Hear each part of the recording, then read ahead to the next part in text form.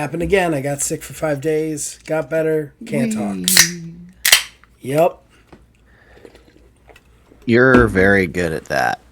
Yeah, I'm really good at losing my voice. Like, I'm a pro. Like, if I could make money at losing my voice, that's what I would do. Like, 100%. Fuck the bus shit. Fuck this YouTube thing. Just lose my voice. Make some money. Good God. I think I need to, like, donate my tonsils to science because there's something fucking wrong with my throat. Just my whole throat area. Just, like, science, once I'm gone, dissect my throat and figure out what the fuck was going on. Tell my ancestors. It would be the end of my biopic movie. Like, my daughter in her, like, 20s, and the doctor's like, this is what's wrong. You have answers. And she, like, one single tear rolls down her cheek. Thank you. Thank you for giving me the understanding my father never had as to why he could never fucking talk for any period for a full year. Time to get your fix.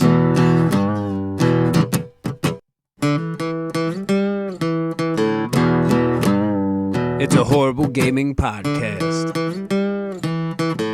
It's not good, it's not great. Horrible gaming podcast. It's not even what you would call fair. It's really not that good.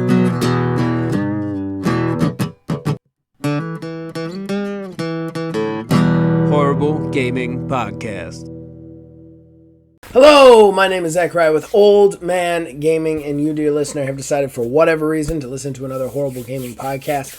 I am not alone. Usually I am never alone. With me is... Neil, aka Tiny Wizard. We're back. Took a little 2-week hiatus. Sorry, guys. I got really sick, as you can still hear in my voice. And then we had Easter weekend, and it just was not feasible for us to be able to record that weekend. So, yeah, which was just a crazy weekend for me. I know it was a crazy weekend for you. Like, it wasn't even like, oh, we can't record it at a normal time. We couldn't record it anytime. So, sorry about that. 2 weeks down. And you got to deal with Horse Zach again. But we are back now, and we have kind of a light show. It sounded like you said horse sack. Good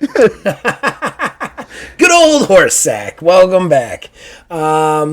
Yeah, so we've got a light show because of my voice. We are going to go through the fan reaction from last show. I think we're going to talk a little bit just kind of about some random stuff. What have we been playing sort of thing? Because I believe Neil has been into Oblivion, and I have sunk into an old addiction yet again. So I think we're going to talk about those two things. And then, yeah, but before we do that, we got to thank the people who make this possible. Behind Our Ugly Mugs is a custom graphic that was provided by Mr. Mark Bell. We thank him for that. And then, of course, the theme song for this show and all the shows here at Old Man Gaming is provided by the man who makes music, my brother Nick Van Sliders. We thank him for that.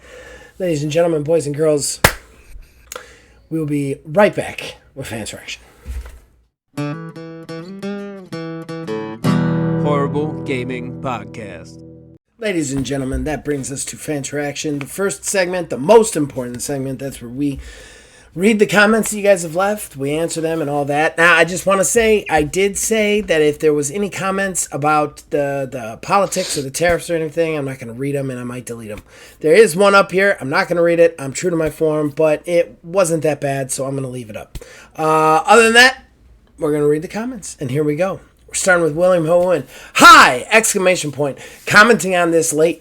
I was on vacation in Mexico with my wife and without the kids. Ooh. Had a fantastic time. The silver lining about the Switch 2 prices is that people will have more time to work on their backlog of games. Woot! Congrats on rolling credits. I love doing that. I get such a great feeling of accomplishment when I do. Hashtag Switch Too Much. Hell yeah to that hashtag. I'm sure we have some more news about Switch Yes. because that has been a fucking train wreck in my opinion. It's been a roller coaster. We'll talk about it, I'm sure. As far as that goes, yeah, I'm not getting a Switch 2. I'm just not. It's too expensive. All of the games are too expensive. It's too much money. It's too much of an investment. Like, I'm just not going to do it. And in addition to that, congratulations on your childless vacation. That's rough. That's hard. It's hard. Me and my wife, every once in a while, will get like a night free from Stella, and it's awesome for the first like 6 hours, and then it's like we get this weird parental, like, are they all right? Is she okay? We haven't heard from her. You know, is she not annoying people? Is she not hurt? Like, it's a weird thing. So congrats, man, on that. That's awesome. And I'm also glad you were on vacation and late, because that makes me feel less bad about us missing 2 weeks. Because I know it's one of the things that you listen to get through work. Anything to add to any of that, Neil? No. All right, moving on. Asylum 66 jumps in. I want to play South of Midnight, but Avowed won't end. If I stop, I won't go back. Gamer problems. Asylum has this weird completionist complex where he can't, like, quit games until he's finished them. Dude, Avowed isn't worth it. Avowed's good. I was pleasantly surprised by Avowed, but compared to some of the games that came out, like Adamfall, South of Midnight, like, it's just not, I don't know. It's not, I will go back to it when I'm bored, but there's just too many games coming out right now that I'm too excited about.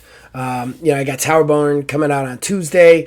Like I said, the 2 games that I already listed, Skull and Bones got a ton of updates, which has dragged me back into it. And then there's another indie game coming out on Steam called Badlands Crew that I really want to get.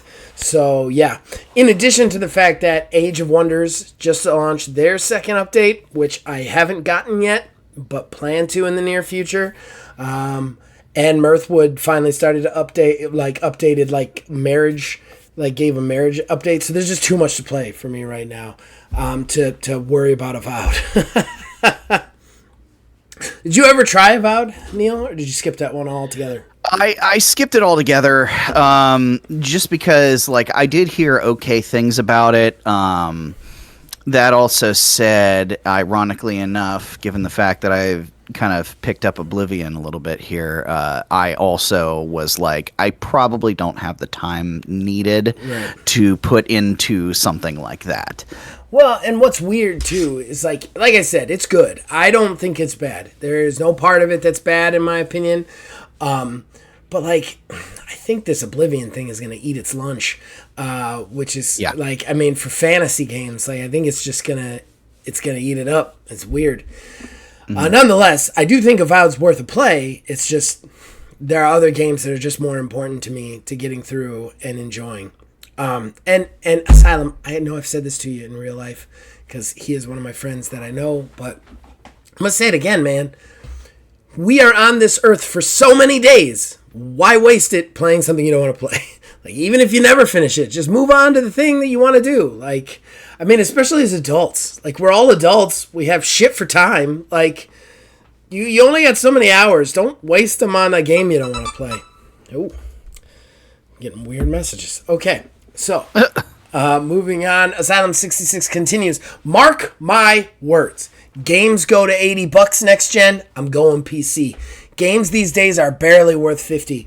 I wholeheartedly agree with this, and I would also double down on this and say that the games that are really worth the money are $40 games anyway, $20 to $40 games.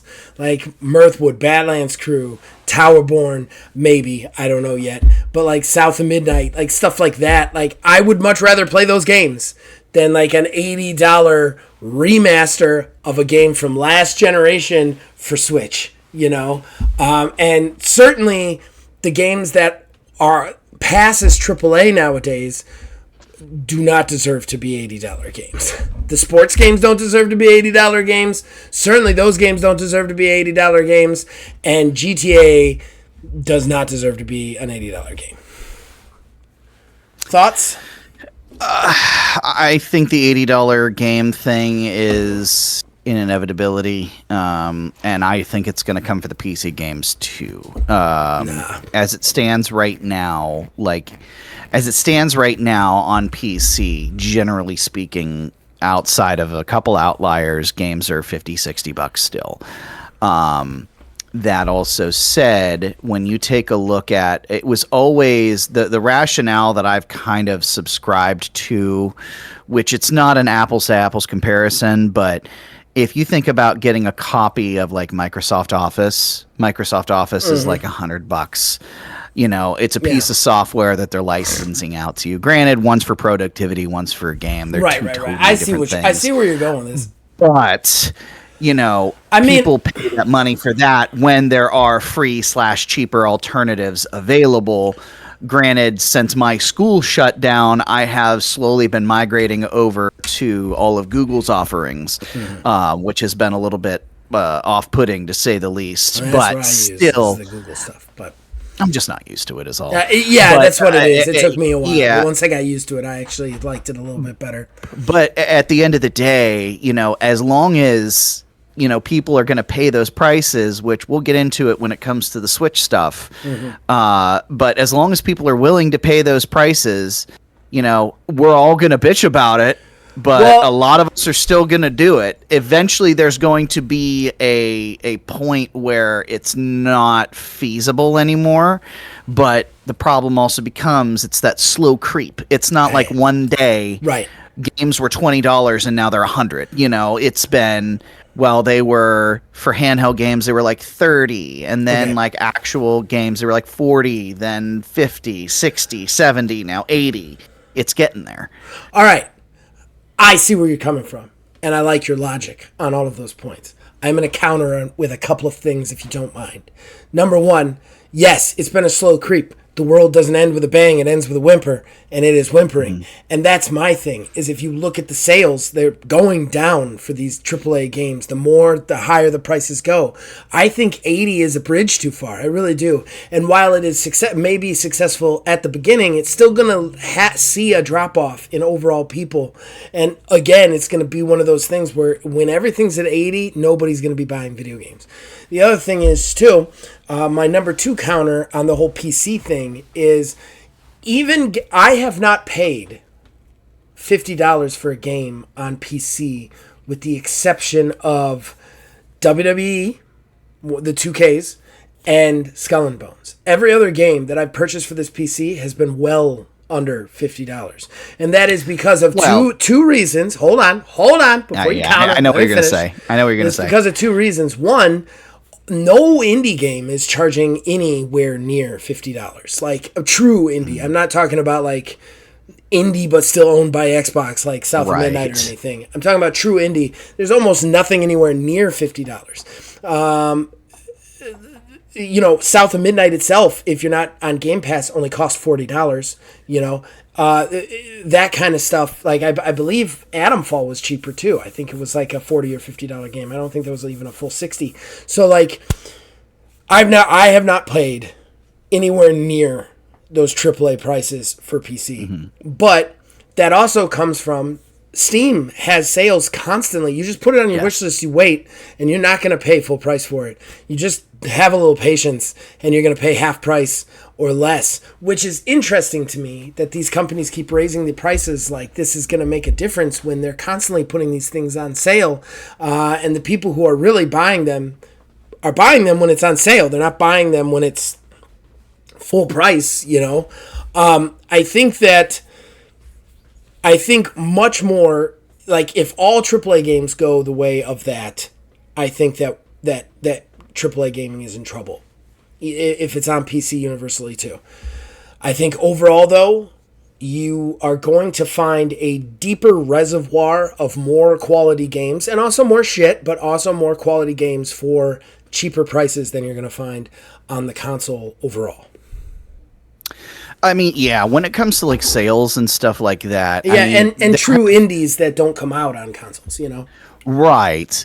The indie thing, like there's the indie thing, like there's no rebutting that. At the end of the day, they're gonna come out. I think the most expensive actual indie game that I've seen that's like an indie game is like $30, I think. Yeah. And even that's like what? Right, like that's surprising. It's usually a license thing too. Yeah. Now when it comes to like, I think when you take a look at the purchasing of games, I think the pricing structure is I think the baseline is basically making the assumption that you're getting it at or around launch. Yeah. Because, I mean, at the end of the day, technically, if you wait long enough, everything's going to be cheap. Not Nintendo games. And there are of course notable exceptions. Not Nintendo games. Now when they go on the biggest sale they've ever done is 20% is the 20. Basically maybe like a Black Friday 40, but usually it's 20% off. It depends. They're all very specific prices too. They all go down, like all the first party Mario shit. The lowest it goes is like $40 before tax. But like Mario and Rabbids will be like $10 occasionally. But you take that's its own separate thing. But like I know like Xbox, PlayStation, I have before looked specifically for games when they are on sale. And you can get them for like $15-$20, which is still okay. You're not getting anything, it's not like you said with Steam, like I think the majority of the shit that I have purchased on Steam, I'm looking at right now, like Mass Effect Legendary Edition. The Mass Effect Legendary Edition, I spent exactly $5 and some change on because it was on sale. Right. Like there's a lot of those that I see. I think there's more of them on Steam overall, but yes, there's a lot of deep sales. I do think they have deep sales. Yeah, I agree. I'm not saying that. It's just like, here's my thing. And one thing you said is right. And I know we're getting a little bit in the weeds on this comment, but it's such a talking point for us for so long. One thing you said is 100% right. We bitch a lot about this, but then we go out and buy the games. Again, we say this almost every podcast we get on. I am not going to judge you, anybody out there who wants to go out and pay the money for the Switch, who wants to go out and pay the money for the games. I'm not going to judge you for it because we all work very hard for our money, and I'm not going to say how you should or should not spend it as long as it's not hurting somebody else. That being said, if you want this shit to stop, there is only one thing those companies listen to. One and one thing alone. It is not you on Reddit. It is not you on X. It is not you on Blue Sky. It's not us on a podcast. It is no amount of bitching that they listen to. You know what they listen to? When their wallets don't get full. So the only way you can vote for this to stop is to stop giving money. And I'll say this to what Asylum says. I agree with him. I don't think there are any games that are worth $80. I have not played a game that I personally believe is worth $80. I just don't. Like, I've played really good games that I really love, games that I cherish. I've never played a game, even games that I've spent that much money on, I've never thought to myself that was worth the $80. It was more like, I gotta spend it to get it because of a thing or whatever, or it was like even Skull and Bones. I spent a ridiculous amount of Skull and Bones to get early access. I did that because I was splurging, because I had extra money from Christmas saved over, and I had a day off that I don't normally have off, like free of everything. So I wanted to play the game early. I don't think it was worth that. Same with WWE. I don't think it was worth the $70 that I spent on it, but I had to get it for a show. Like, I don't think that these games are worth $80. I don't. I think that like 50, 60, okay, maybe, depending on the quality of the game. But honestly, even the games that were 50 and 60 have gone down in such quality to me that like I don't think Avowed was worth $50. I think it was worth $40. Personally, and I liked it. I think what's kind of telling about Nintendo's pricing, about the fact that they're going to be, effectively selling the console at a loss, and even more of a loss now. Again, we'll get into that. But when you take a look at the pre-order options, there were two. One of them is the $450, where it's just the console, and that's it. Mm-hmm. For $500, $50 upcharge, you can get Mario Kart World, but if you want to buy it separately, that's a savings of $30. Yeah. That's insane to think, the fact that Nintendo is discounting it that much. That makes me wonder what the actual worth is. Are they really just losing their entire ass on every Switch they sell? I don't think because so. the pricing on it's either they're losing their ass that much on every Switch they sell, and if they are really betting that big, Switch 2 better be a colossal hit, because if they're betting that big on it, that's going to be the end of Nintendo. Or they really don't actually have to price it that high, and it's more in line with one of their actual Nintendo discounts, where the game was $60 and they give you $20 off of it and call it a day, where they're still technically making $10 off of you by that math. Yeah. Who knows? Yeah, we'll talk about it later. We've been on one comment for like a talking point now. We basically have. So let's move on. Jason, then we switch over to Jason, was able to do 5 out of 6 endings from one save on Adamfall is what he's talking about. One ending, though, the NPC that gives it was killed by the NPC for another ending, so I had to load an earlier save to get the 6th. I'm going to tell you what I did, Jason. I got one ending, and then I watched the rest on YouTube. Because I did not have the time for that shit. But I will say that game was awesome. There are a few moments as a gamer of 43 who's been gaming since he was 10. There are a few moments where I'm like, this is something I have not seen before. And Adamfall was so brilliant, in my opinion, with the way they did their quest stuff and how you were able to move through that story. It was truly a joy to play. And congrats on getting all 6. Jason then says, the Adamfall end timer is not fake. If you spend 3 minutes in the last room, you'll die. Yes, okay, but hear me out, Jason, because the whole thing is you're supposed to blow this thing up at the end, and I don't want to spoil it for the people who haven't played Adamfall yet who are going to, but that thing is in a thing which is very highly explosive. You know what I'm talking about. To the point where you think that the building around that last room would also blow up with the thing that's blowing up. So, to me, okay, I didn't know about the fake timer in the last room, but I thought it was 3 minutes to get out of the whole thing. And that was kind of what bothered me, because you had all the time in the world to get through the next one. So, I think you're right. I think it's half fake timer. They tricked me a little bit. And that's it. That's it for the comments. Anything you want to add, Neil? No, sir. All right, ladies and gentlemen, we are going to move on to our talking point. We've both been playing a game. We're going to talk about them. It's a gaming podcast. Let's do it. We'll be right back. Horrible Gaming Podcast.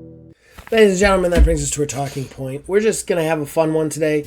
So Neil has picked up the much talked about Oblivion remaster via Game Pass. I started playing that. I got back into Skull and Bones after they announced their Season 2 coverage, and I kind of want to talk a little bit about that. I know everybody out there is probably sick of me talking about a game that I routinely say is bad, but not bad, but you know what I mean, like does bad stuff.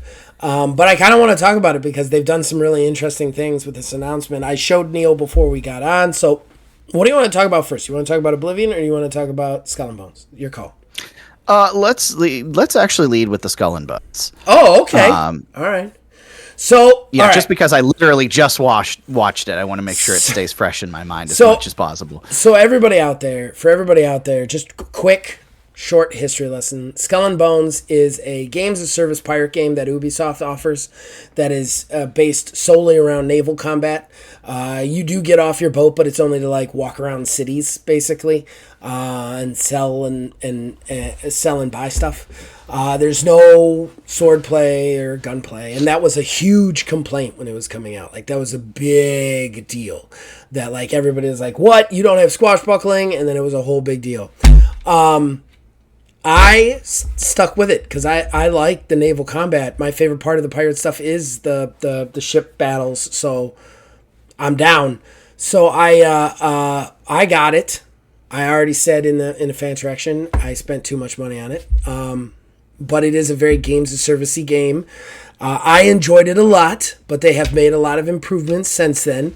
But a lot of the stuff that they added in season 1 was content, just like characters to fight and stories to do, not really features. The only features they really added is they reworked some of the end game stuff a little bit, and they made it so that you could use your ships that you had built that were lower level in like delivery missions and stuff, so that they could make money for you.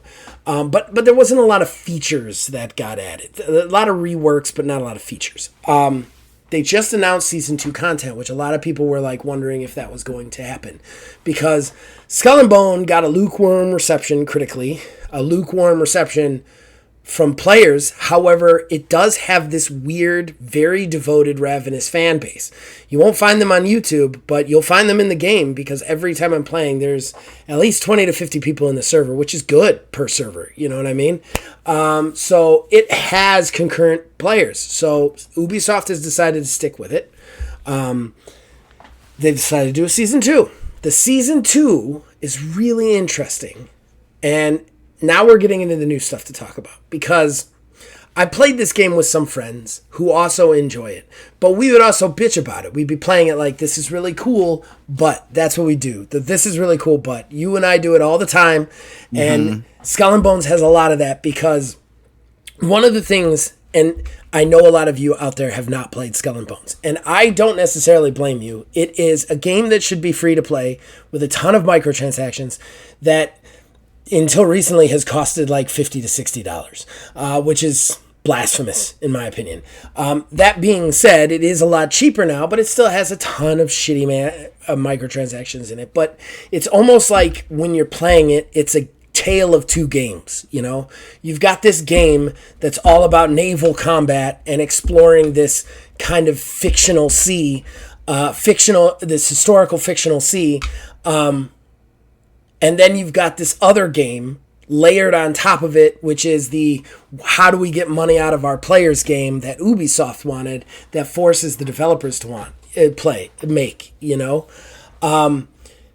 What is really interesting, so while we were playing it, it would always be like, you know, this is really cool, but like I get sick of grinding out the same bosses. This is really cool, but I don't like that I don't have any input on how the world changes. I'm just constantly killing these people. They just come back and it doesn't matter. This is really cool, but there's no sword play, there's no ground combat, there's no musket play. This is really cool, but I'm stuck with the same officers on my boats. I can never have new officers. Literally everything me and my friends have been talking about, they announced in one of the 4 season updates. Basically, they came out with their big announcement and they were like, look, we did 4 straight storyline content updates for the previous season, but we've listened to you. We know you guys want features more than that. So they've offered features. Season 1 is already underway. I've already played it a little bit. They added kind of some new ways to increase your guns, to give you kind of more levels and more build options. They also added a world tier, so that, because one thing, if you've never played it, one thing that sucks about the game is when you get your ship to a certain level, you just literally just sail down the sea, shooting cannons and sinking everything you touch until you get to a big boss. But they added world tiers where everything in the world starts really high level. So now it's like you're playing the first game again, but with bigger boats. So it's more about the build instead of I've just got the bigger numbers now, you know. That was a really cool improvement that I think that they added. But that's not really the cool stuff. The cool stuff comes season 2. They've decided to do something akin to Helldivers. There's 2 factions in the game. 2 of the factions in the game are going to go to war with each other. And then the player choices on which factions they join and decide to fight for will affect the ocean, which it'll be intriguing for me to see what that looks like in the pull-off, like how they do that, because like how am I going to build company ships if the company lose the war, you know what I mean, and they're pushed out of the sea or something. So it'll be interesting to see how they implement that and still allow you to like have access to certain ships and stuff, but you're going to affect the sea in some way. And then season 3, land combat. It's not going to be boat to boat combat. Really, After playing the game, they can't do that. It's never going to happen. We cannot have boarding sword fights in this game. The naval combat's too fast-paced. That being said, you will be able to go to certain islands. You will be able to partake in these land battles where you will actually sword fight. You will use gunplay. And the reason of this is you get to hunt down and rescue special officers that you can then replace your first mate with, so you can actually customize the officers on your boat a little bit more. Yeah. It's just everything we talked about is in there, and I'm really excited about it. I think going on land is really going to open things up and bring in new people. I know myself. I had said whenever I was watching that video, I basically treated this game like a piece of shit. Because I mean, truthfully, up until this point, I've just seen it. Yep, just another live action or live service quadruple A. Another one for the bargain bins in like a year from now. Yeah. But they finally are like, hey, so let's maybe do more than just this. Let's give you that thing that you want. Which, listening to the actual like gamers and fans and everything like that goes a long way with me. Especially with something like this that it was so bare bones, effectively, pardoning the pun there, about what exactly the game is overall, saying, well, why can't we just go on these, on these boats? And correct me if I'm wrong here. I know there is some getting off of the ship as it stands anyways, but it's like, you can't just like plop down on any old island and like do like run around it, right? No, it's only specific islands. It's not even specific islands. Like there's ports. There'll be ports like layered around, and there's a lot of them. And then once you find a port, that's where you can get off the ship and then talk to the locals and stuff. So like not even every island has a port. There's usually something on an island. There's a couple of islands that just have like mines or whatever where you can like harvest resources, but like there'll be either like a city that you can't necessarily get around in, but you could plunder it or you could interact with it, just boat to city.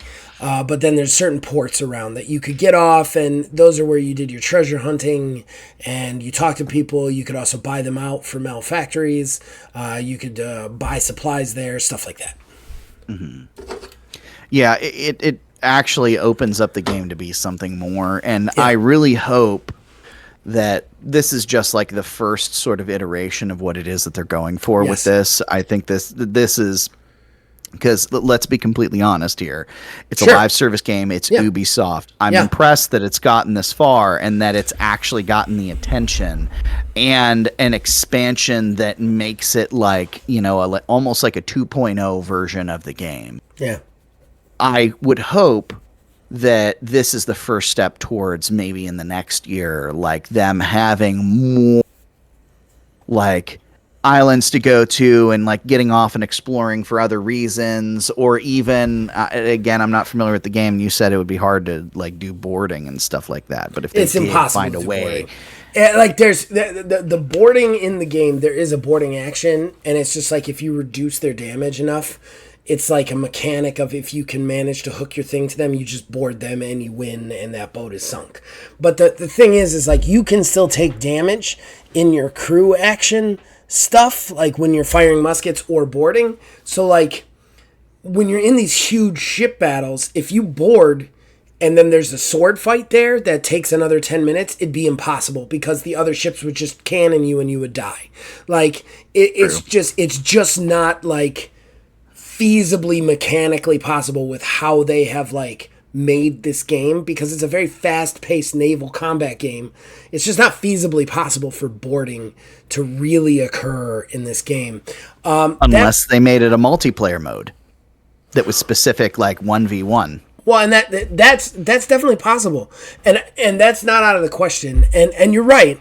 One thing I do like about this that you said is this does open it up. And one thing that gets stale with, I think, any live service game that's supposed to be perpetually played, at infinitum, is that you hit a point where you've tried everything in the game, and then everything else is just grinding out stuff like currencies and stuff for things. I mean, even the best games of service game is like that, with the exception of like Helldivers, because Helldivers, you change the universe. You actually like develop the story as you go, right? Mm-hmm. But one thing this does, I mean, you've got the story changing thing. We already talked about that. I think that's really cool that they're doing this. But like when you add in the swordplay and stuff, you add in another element of, okay, now I have to grind a different currency to get my sword fighter, better swords or better guns or better crews to fight with me or stuff like that, Plus, that element is a grind in itself so that you can get a new officer to be on your ship and then have a different officer there, which with potential different voice lines, which is really cool. One of the things that a lot of people have complained about in this game is, so like your boat, all of the people on your boat who are like shooting the NPCs on your boat, they're just like standard. Everybody has the exact same NPCs on their boat across the board. And like, I think her name is Farah, is your first mate, and she's a character that you meet right off the bat. And I don't hate her. I think she's a fine character, but you get sick of her voice lines. She's just talking to you for hours and hours and hours on end, and she only has like 20 minutes of voice lines. You're going to run out of that. So like, right. Like that adds another aspect to where, okay, well now I can have this dude or this lady over here next to me, like who's a completely different character who maybe gives me different buffs to my build. It adds those extra levels in. I'm also really excited about something else you said, which is the listening to the fan stuff. I feel like, I've been down this road with Anthem once before, right? Well, with live service games, such as Anthem, once before. And Anthem, it was the same thing. It was like a game that I loved, but it was a tale of two games. You had a game that like the developers wanted to make, and then you had a game that EA wanted the developers to make. And those games were constantly at war with each other. And then they were going to do a 2.0 and do those like additions, and they never got the chance, I'm getting to see that this time around with Skull and Bones. The 2.0 is happening right before my eyes. And one thing I have said and will always say about Ubisoft that they do right, and they do not do a lot of things right. One thing they do right is they do not give up on their live service games. You look at their most successful games are games that were initially flops. For Honor was a flop. Rainbow Six Siege was a flop. What else? There's another one. Oh, Division, flop. But they routinely stick with it and add stuff to it to bring people back in because they know the value of the long term, And like I said, they do a lot of evil shit. I'm not saying they don't, but they don't quit on their live service games. And I really appreciate that because Skull and Bones, I think, is getting a second chance now at the hands of, I think now that they've gotten through that first stuff, Ubisoft has let the developers go, okay, make the game you kind of want to make. And they're able to really kind of expound on what the fans want to see in the game, which is really exciting. Yeah, it's one of the few times that I actually have hope for something in the future in gaming space.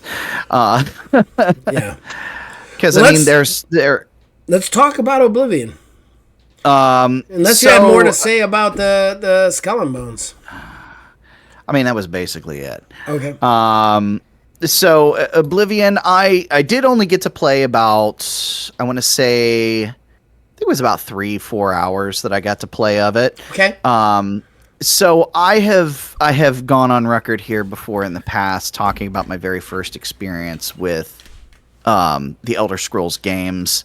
It was just me getting in and just jumping off of high heights just because, to kill my character and just like running around doing goofy shit. And I remember playing, I have the OG Oblivion upstairs, and I remember putting that in after starting with Skyrim. And I remember being so jarred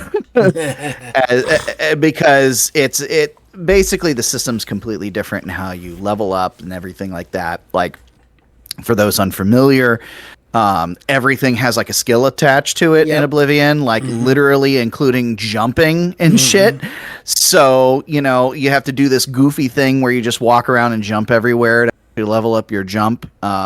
So that kind of rubbed me the wrong way, and the graphics, Morrowind, to be was completely like that honest, threw me off. Yeah, Morrowind, from what I understand, I've never played Morrowind, but from what I understand of Morrowind, it was like a sort of a reinvention of Elder Scrolls. Yeah. So whenever I saw that Oblivion was getting a remaster, because it had leaked ahead of time, I was like, okay, you know, maybe, you know, see what this is about. But I'm remembering how terrible it looked. How much better can you actually make this with this? Because usually when the term remaster is used, generally speaking, everything's the same. They cut up the resolution, maybe, you know, improve the sound quality a little bit, and like fix some like glaring issues that the game had. This is not the case. Right.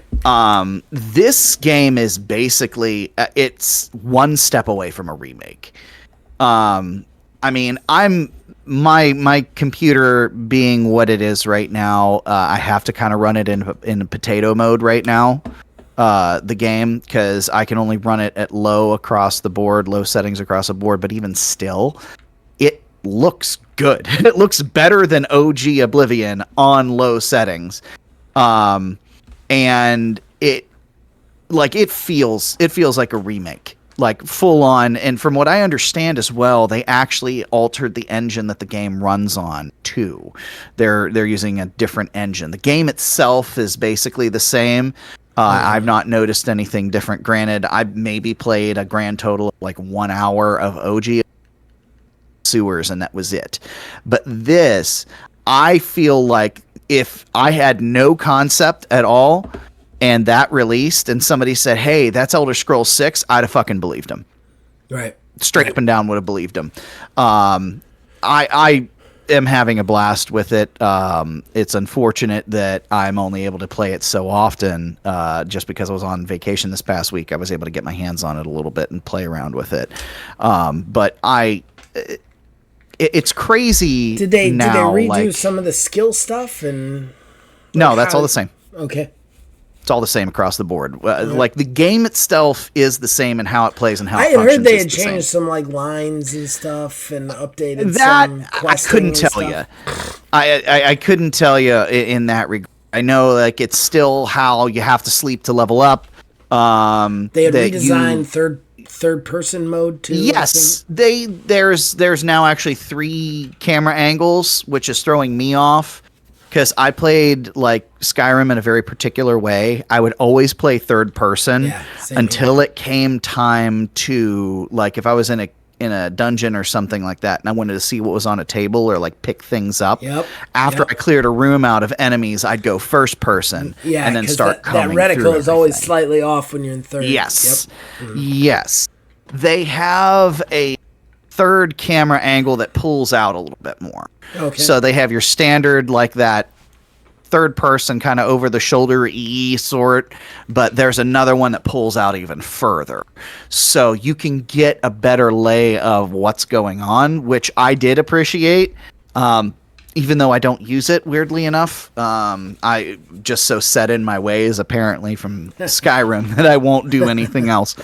And I have, fortunately, in like going over stuff about this game, you know, stumbled across some YouTube videos of here's the best way to actually play this game, and it's like not critical pathing it, because from what I understand, there gets to be a point where you'll have the Oblivion gates opening up and they like demand your attention, so you don't really get to, you know, dick around and do whatever you want to do. Right. So I've just been doing, and the amount of stuff on there, like I was thinking that it was not going to have as much of a wealth of stuff to do, just because it was an older game. Yeah, just by virtue of it being an older game. Absolutely not. Huge. Like Morrowind was huge too, if I recall correctly. like you pop out of the sewers, and I just did my standard like I do with Skyrim. I just walk in a direction, and when I see an icon, the first icon I see, I go to. I have only cleared out, 2 dungeons in that that's amount of awesome. time because there's just so much shit to do. I'm thoroughly enjoying it. I'm still trying to get used to. I still don't know exactly how the there's like a weapon breakage and an equipment breakdown thing. Oh. I know that you have to repair that stuff. Interesting. At workbenches and shit. Yeah, which is a little bit different. But at the same time, like I had a weapon that I was using, and it said that it broke. And I'm like, I'm thinking Breath of the Wild, Tears of the Kingdom, where it's just going to poof in my hands and I can't use it anymore. Right. No, it's still there. And I was like, okay, well, maybe if I hit with it, it does 0 damage. Nope. Still hits, still hurts. So I'm like, okay, cool, I guess. So I don't know. There must be something. The one thing that I still don't understand, though, I'm trying to figure out. I thought I understood it, but apparently I was incorrect. The lock picking. Oh. The lock picking is a little bit different. It's not like the twin sticks thing to where you did in Skyrim. There are little tumblers, basically, like an actual lock. And the tutorial vanished when I was actually trying to read how to do it. So I was like, well, I don't know what the fuck I'm going to do now. I just kind of guessed and I thought I figured it out. You'll use the lockpick to hit one of the pins up, and you're supposed to hit a button to set it when you hear a sound or something like that. But different lock levels have more pins effectively. Oh. So but when you hit it, they don't always go down at the same speed. I probably sound like an idiot right now because there's somebody who, probably played the game when it came out. It's like, oh, it's really easy. You just have to ABCXYZ, Right. which I really haven't taken the time to look into that part of it so much. But yeah, I'm very thoroughly enjoying. That's good. I hope I get some more time to play it. Just because it's right now. I didn't think I was going to feel what I felt with Skyrim until Breath of the Wild, Tears of the Kingdom. Right. And then I was like, well, there's no way that I could ever play again until Elder Scrolls 6. And apparently that is not the case. Thoroughly, if you played and enjoyed Skyrim, whether or not you played Oblivion or not, Oblivion is that shit. 100%. Okay. I mean, I do have a couple of gripes with the game and why I have not tried it yet. And that is the sheer size of it is, for a remaster, I think is a little ridiculous. I mean, I don't want to be an asshat here, because, I want it to be pretty too, but I'm looking at the requirements, right? It is 125 gigs of space. And an SSD is required for a remaster. I don't have that kind of space. I would literally have to clear off my hard drive to get that on there. I don't have it in me to play this game right now. I don't have it in my hard drive. And I've got enough other games to play that I'm not willing to get rid of those games to play this game from 4 generations ago that requires a 5700, an AMD 5700, and an SSD with 125 gigs of space. That's nuts. I'd have to clear my fucking hard drive off. It definitely. I'm looking at it right now on my storage right now, and it did eat up a lot of my SSD. I mean, I know a lot of people are using bigger SSDs now, and I want to get a bigger SSD, but that I don't know if this was Elder Scrolls 6, okay, 125 gigs, 5700, okay, I get it, but this is a remaster that requires that much space and horsepower. I just don't got it in me, and that's my biggest gripe with that game so far is first of all, and correct me if I am wrong. Maybe you disagree. But have you ever seen a remaster require this much new technology? I don't know. I can't think of one remaster that requires this much horsepower from a future generation, And that's why I'm really almost considering this a remake, even though they really didn't make anything up. Perfect example, actually, because you bring it up.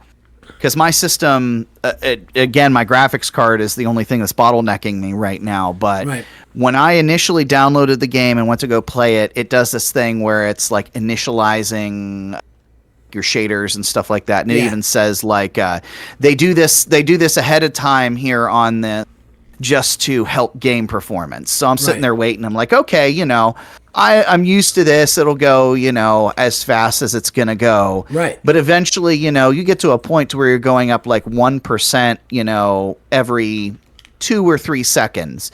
It was literally every minute I was going up about 1%. That's Sometimes crazy. it was a minute and a half. And I'm crazy. like, and I have it installed on my SSD. So I'm like, did I do something wrong? Right. So I was like, I'm going to give it a couple minutes and see, you know, what's going on there. And I gave it a couple minutes and it only went up like after 5 minutes, it went up 3%. I'm like, I literally cannot. Yeah. So I just shut everything down and tried to open it up again to see if like it was a bad boot or something, which it kicked on just fine. But I'm like, to your point, you know, the fact that I even had it running on an SSD, and my SSD is like a quicker speed too. It's not like a top tier one, but it's up there. Right. So what exactly all is going into this? And like you said, like for this remaster / remake, whatever the hell we're calling it, you know, I have my graphics card is a 2060 with 8 gigabyte. Yeah, fucking tell me about it. I went shopping for it the other day online just out of sheer curiosity. Nope. Yeah.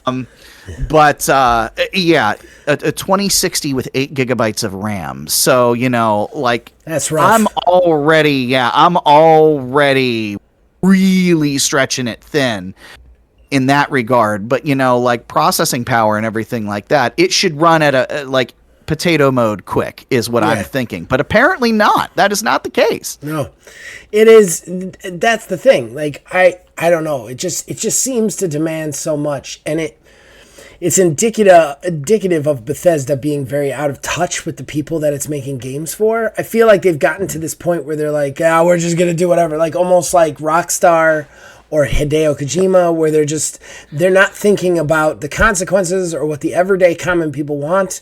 They're just doing shit and like throwing it out there and not caring. And it's a little frustrating to me. I'm not going to lie. Like I would have liked to play this, but like, did we need it to be that big? And that, like, it's a game from, like, 3 generations ago. Why does it have to be this big? Why does it have to be that pretty?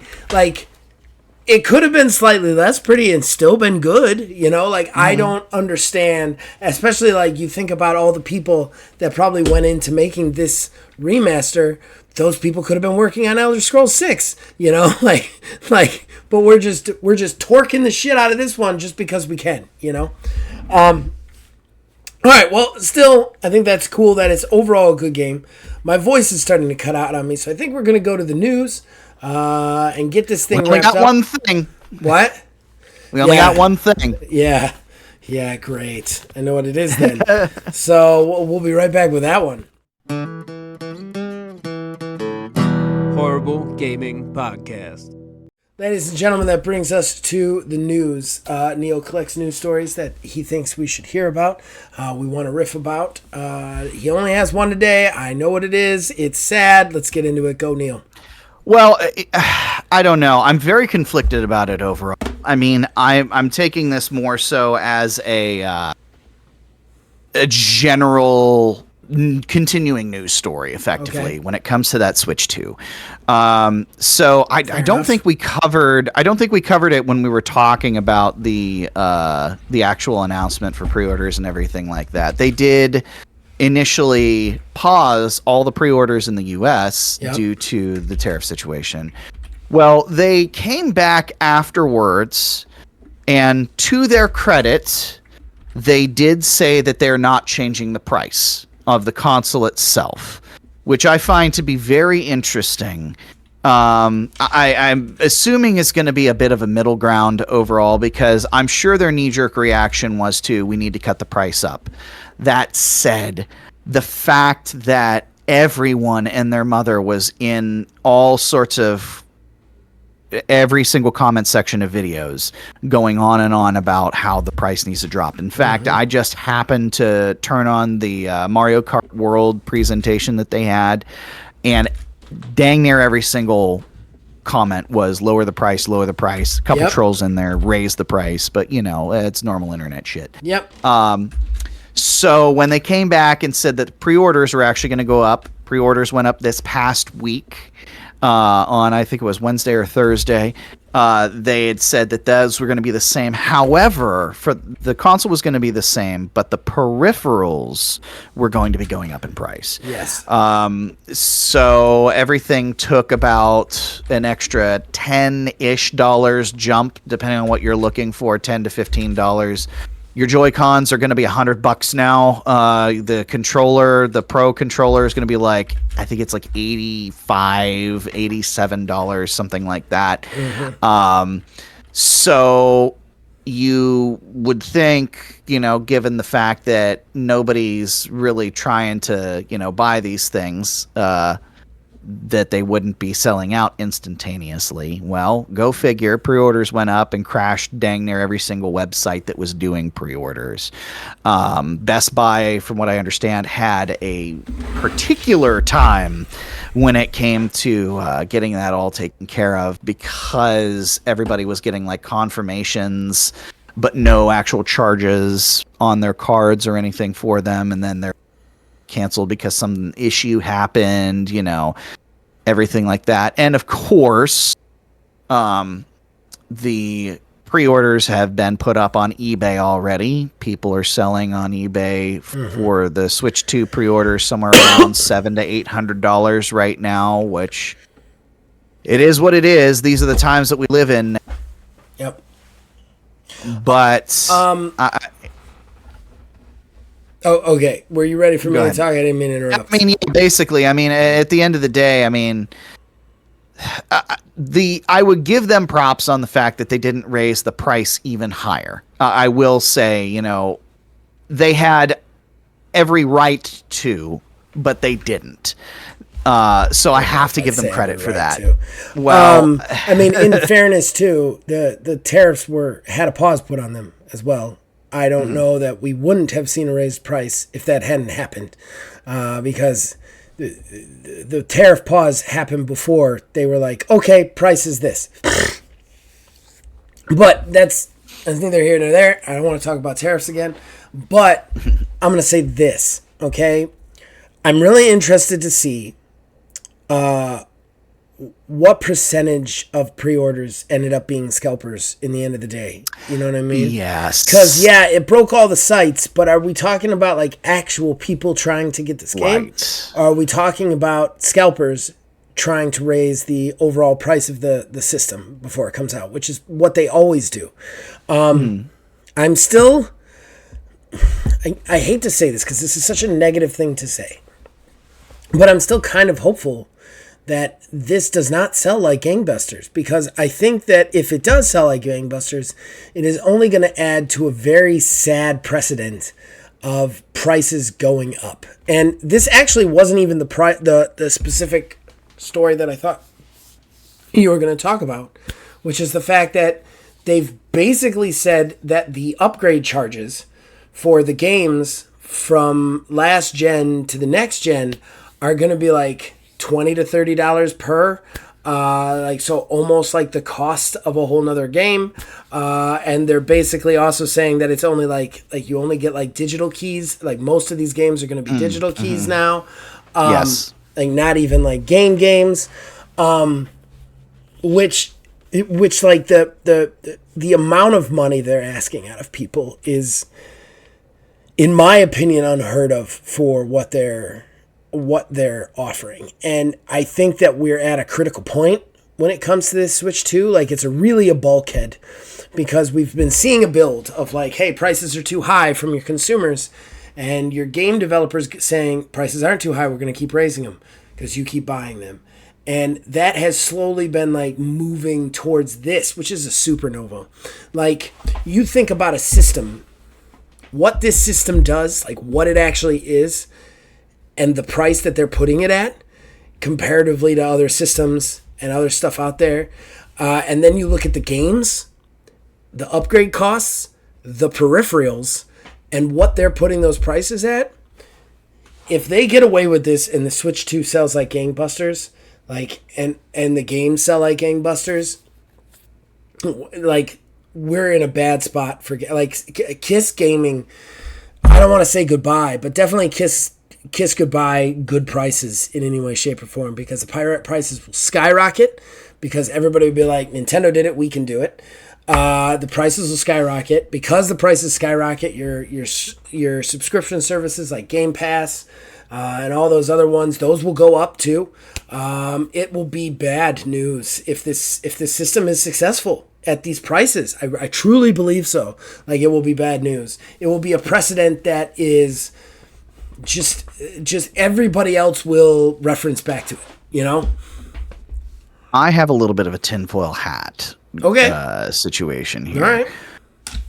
Always welcome. Because it's not always appreciated, but always welcome. It's been long talked about what the cost for Grand Theft Auto 6 is going to be. Yes. And they've been pretty tight-lipped about anything, even another trailer, for a while here. That game is not set to come out until the holiday season. The Switch is going to be launching basically right in the middle of quote-unquote E3 time. I will bet you that they are waiting to see what the reaction to the $80 games is before they make the price. Because, you know, there was that article that came out that, there's a rumor that the Grand Theft Auto is going to be $100, and everybody was like freaking out. But let's be real, I almost wonder if the leak was from somebody inside Rockstar kind of testing the waters, or Take-Two rather, like testing the waters to see what the reaction was going to be like. So they dropped that little nugget out there, and it's like, everybody freaked out, but there were people who were justifying it because, you know, one reason or another. Well, okay, they're going to hold off on it, and they're going to see when a rubber meets the road, and they have an actual game coming out that's actually going to be $80 to see how that goes. Because if people suck those games right up for $80, you better believe Grand Theft Auto 6 is going to be $80, if not $100. I agree. I completely agree. And I think that's going to be... it's going to be bad news. And then if people suck up Grand Theft Auto at $100, man, like, I'm not going to be able to play games. Like, this channel will die because I won't be playing games anymore because everything will go through the roof, and I'm not going to spend money on it. I am not. I will switch to TTRPGs exclusively, you know? Like, it's just, or I'll just play the stuff I've got. I think that, like, it's a real bad trend, and I really hate Nintendo for putting us in this position. And they painted themselves into a corner in the first place with the first Switch, and with their ridiculous practices of never lowering prices ever. So now we're in this position, and then the games being this much. Honestly, the 450 system, I would bitch about, but it's nowhere near as bad as everything else being $20 more expensive. Like, that, to me, is really the kick in the pants, because the idea that you think that every fucking first party game that comes out for Switch is worth $80 is insulting. It's insulting. It's insulting to the consumers at large. And I hope they're actually insulted enough to not spend that money on it. You know, maybe I'm wrong, but we'll have to see. You know what's going to happen. You know, it's 100% going to happen is people are going to snatch all these up. Now, I am very curious. You bring up that point about how many of those are actually scalpers that are getting those Switch 2, because it is, I'm sure everyone at this point has made the assumption they're sold out everywhere. Well, and the thing is there's limited amounts of pre-orders, right? Right. Like, that's not what they need to sell, the pre-orders. Like, I think we can agree on that. Like, the pre-orders are what they Pre-orders are people who are going to get the console one. They just want to get it done and over with. That's what I'm saying. Like, this is what we're either talking about: scalpers or the ravenous fan base. That's what we're talking about right now. So, like, I'm not necessarily Like, yeah, it broke the internet or whatever, but like I'm not necessarily looking at that as like the common person is going out to buy a Switch. These are the people who were going to buy the Nintendo system because it had the Nintendo logo on it. It did not matter how much that fucking thing was. They were going to mortgage their house to get it if they needed to. Or scalpers who are trying to drive the prices up right off the bat so that they could sell it on eBay when there's not enough, whatever. So I'm really interested to see what the sales are post-launch. I think that's really the decider as to whether or not it's successful, I would also really like to see the pre-order statistics for the Wii U. You know what I mean? Yeah. Because, did the Wii U have a bunch of pre-order sellouts, I don't think it did. I don't know. You know what I mean? Was that the Ravenous family? Do you see where I'm coming from on this? Yeah. I would love to see that because I think that would be a better judge. But I don't remember. I wasn't doing this kind of in-depth work back then. So, all right. My voice is thoroughly shot. I think it is time we take a second, we plug, and we be done. Yeah. Horrible Gaming Podcast. Ladies and gentlemen, boys and girls, that and my voice has brought us to the end of the show and the shameless self-promotion that comes with it. Neil, would you like to plug anything specific? Well, we were out for 2 weeks, and basically so was our ability to try and get the last of Ordo taken care of. It's coming, guys. We promise. It is coming. It is coming. We made such good progress up until recently, but yeah. Life be lifing. But I believe I'm hoping, I'm thinking that tomorrow, because it feels very last episode-y. Yeah. The next one that we're doing here. So I've already been informed the next game will be the last episode of the season. So I do not, unless something crazy happens, I do not believe that it will require one more session. More than one more session. Solid. But yeah, we're finishing it off there, and then as life is beginning to sort of normalize here, I think at some point here, once school is out and everything like that, and Zach get a little bit more time, we're looking to do some sort of recording of a thing at some point. We gotta talking about Lasso 3 with that. Yeah, talk about that Lasso 3. Okay, listen. I think, resolved enough that I could probably do a recording with you guys. As long as we schedule it far enough out, I know it's coming. So we will get together and talk about that. We could do a recording. We can do a stream, whatever. There was a couple of things thrown around. I'm here for all of them. Schedule 1 was one of them. Yes. Another one. I think Schedule 1 you can only play with one other person, though. Oh, one other? I could be wrong in that. That's what I heard. I don't know, though. I'm going to have to investigate a little bit Baldur's Gate 3 apparently has crossplay now, so yes, we would only need for one purchase to be copied for us to be able to play it. And Kayla's super hyped because I told her there's absolutely no way my graphics card would be able to handle it, so she would probably be the one playing on PC, and I would actually be relegated to the upstairs, which is going to be very interesting if that plays out, because usually it's the other way. Yeah. It'll be really interesting to figure out how to get it all on the Discord call or something, because you'll have to use your phone or something. I would have to use my phone. So it should be interesting. But yeah, we've got a couple of ideas, a couple of things in the works that I would love to do. So we'll get together. We'll schedule that because I want to play that. Ordo, yes, it's coming. And we will finish off season 2, and then hopefully we will transition into getting some more Astral Drive out there. Is the next goal. And then after that, I'd like to do the season 2 of the Doctor Who show we were doing, id. And then from there, sky's the limits. We'll go from there. Other than that, I've got a couple of reviews up. I will be doing a Towerborn review. Take me a little bit to get it done, so bear with me. And you can check out OMGM. You can check out this show. You can check out anything else we managed to do. And you guys can check out everything we have to offer. You can talk to us on Facebook at OldManGamingDH, on X at OldManGaming9. You can search us on Blue Sky. It's Axiom Games LLC /OldManGaming. And as long as you guys keep watching and you keep listening, we'll keep making them. We'll see you guys next time. I got my CDL, by the way. Oh, congratulations! Thank you, sir. Thank you, sir. It was a fun test. Fun test of chaos. Yeah?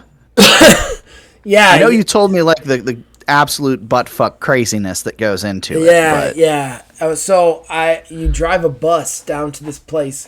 It's like 15 minutes away in Lake Milton with my OBI, and then the OBI has to sit in this weird shack while the tester comes out and tests me. And it's 3 tests. And if you pass the test, you move on to the next test. And if you don't, you go home. You fuck off.